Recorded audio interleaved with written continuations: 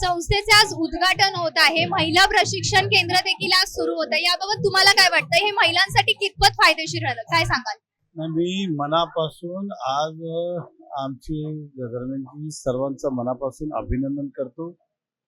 कुठलंही चांगलं कार्य करायचं असेल तर त्यासाठी बसण्यासाठी आणि टीम वर्कसाठी जागा लागते.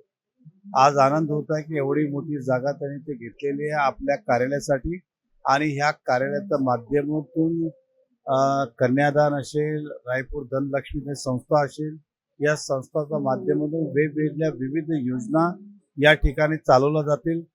आज आनंद होतोय की त्यांनी वरचा माला जो आहे त्या महिलांसाठी कम्प्युटर क्लासेस असतील, मेहंदी क्लासेस असतील, ड्रायव्हिंग असतील, इतर कोर्सेस असतील ते निःशुल्क या माध्यमातून करणार आहे. मी मनापासून त्यांना शुभेच्छा देतो. संस्था समाजसेवेच्या क्षेत्रामध्ये एक पाऊल पुढे टाकते. कन्यांचं संस्था लग्न करून देते, त्यांच्यासाठी माहेर देखील सुरू करणार आहे. यामुळे ज्या महिला आहेत त्यांना सासर नंतर माहेरी देखील येऊन विश्रांती घेता येईल. याबाबत तुम्हाला काय वाटतं, काय सांगाल? नाही, त्या मनापासून या संस्था सर्व पदाधिकारी विशेष महिलांचं की त्यांना दरवेळी नवीन नवीन आयडिया सुचतात, जे चांगल्यासाठी आहे.